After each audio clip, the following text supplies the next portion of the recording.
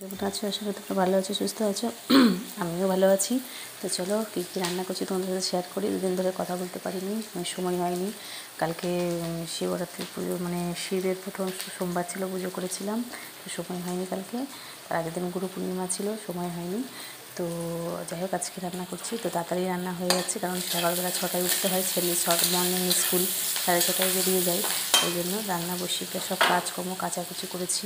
এই দেখো না কি মেঘ করেছে, ছাদে জামা কাপড় সব মেলা আছে, এক্ষুনি বৃষ্টি পড়লেই আবার দৌড়াতে হবে। খালি 14বার বাইরেটা দেখছি যে মেঘ করে আছে, রোদ্দুর নেই, মেঘলা ওয়েদার হয়ে আছে। ওই বারে বারে বৃষ্টি আসছে, বারে বারে জামা কাপড় তুলতে হচ্ছে, খুব মানে অসুবিধা হচ্ছে, বুঝতেই পারছো। যারা জামা কাপড় কেচে ছাদে নিয়ে এলো 14বার তুলো তারাই জানবে। তো চলো কী রান্না করছি আজকে। কালকে মটর ভিজেছিলাম, অনেকদিন বলছিল যে ঘুগনি করতে, তো ঘুগনি করেছি একদম সিম্পল, কোনো কিছু দিই না, আদা রসুন পেঁয়াজ দিয়ে করেছি। আর ফোড়ন দিয়েছি এলাচ, দারচিনি, তেজপাতা, জিরে ফোড়ন দিয়েছি। তো এমনি নুনটা আমি টেস্ট করে দেখলাম, আশা করি ভালো হয়েছে। আমার তো টেস্ট লাগলো, এবার সবাইকে বলবো যে কেমন হয়েছে। এই যে, আর ঝোল ঝোল খাই। আমার বর বলেছে যে ঝোল ঝোল করবে, মাখা মাখা করবে না, একটু যেন ঝোল থাকে। এই দেখো হয়ে গেছে, পুরো নামাবো এবার। ভাবলাম নামানোর আগে তোমাদের দেখাই। তো তোমরা কারা কারা ঘুগনি খেতে ভালোবাসো কমেন্টে জানিও। আমাদের তো ঘুগনি খুব ভালো লাগে। তো রুটি হয়েছে, রুটি দিয়ে ঘুগনি খেতে পারবে। রুটি হয়ে গেছে, রুটি করা হয়ে গেছে, ঘুগনি দিয়ে রুটি খাবে টিফিনে। আর রান্না হয়েছে এই যে, এটা পেঁয়াজটা ভাজছি কিসের জন্য বলো তো, গাঁটি কচু করবো। বেগুন দিয়ে, দেখো বেগুন কেটে রেখেছি, বেগুন দিয়ে আলু দিয়ে এই যে গাঁটি কচু দিয়ে করবো। গাঁটি কচুটা একটু সেদ্ধ বসাবো, কারণ গাঁটি কচুটা সেদ্ধ না বসালে মানে নরম হবে না, শক্ত হয়েই থাকবে। তো এটা নামিয়ে, ঘুগনিটা নামিয়ে গাঁটি কচুটা সেদ্ধ বসাবো। সেদ্ধ বসানোর আগে ভাবলাম তোমাদের সাথে একটুখানি শেয়ার করে নিই।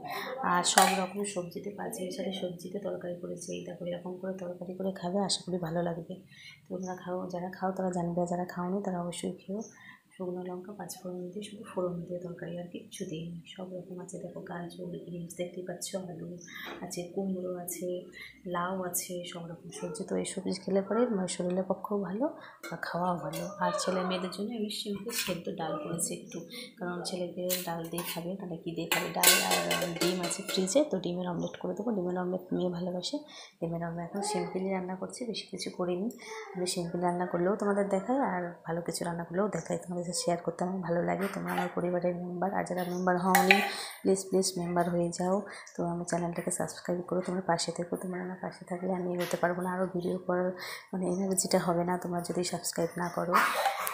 তো এই রান্না হলো। তো এই দেখো পেঁয়াজটা ভাজা হয়ে গেছে, এবার মশলাটা দেখে চলো। এবার এক হাতে করছি, অসুবিধা হচ্ছে জানো। আর লাস্টে ভাতটা করবো। ছেলেকে আনতে গেছে, ছেলে আসলে ছেলে খাবে, মেয়ে মানে খাচ্ছে, মেয়ে স্কুলে যাবে, মেয়েকে রেডি করে দিলাম, মেয়ে স্নান টান করলো। তো মেয়ে স্কুল যাবে, তো বাবা ও ছেলেকে নিয়ে আসবে, তারপর মেয়েকে দিয়ে আসবে। মেয়ে 10:30টার সময় যাবে, ছেলে আনতে গেছে, ছেলে 10:20-তে ছুটি, ছেলে চলে আসবে এক্ষুনি।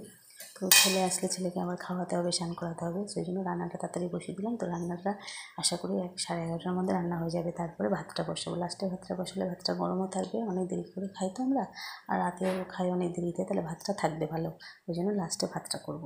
তো চলো হয়ে গেছে। তো এই ঘুগনিটা কেমন লাগছে তোমাদের বলো, কেমন হয়েছে তোমরা কমেন্টে জানিও। তো চলে এসো, তোমাদেরও খাওয়াবো।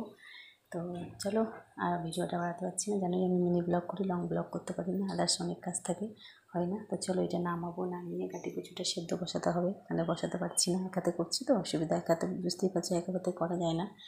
তো চলো ঠিক আছে, টাটা। তোমরা সুস্থ থেকো, সাবধানে থেকো, ভালো থেকো। আবার নেক্সট ব্লগে কথা বলবো, টাটা।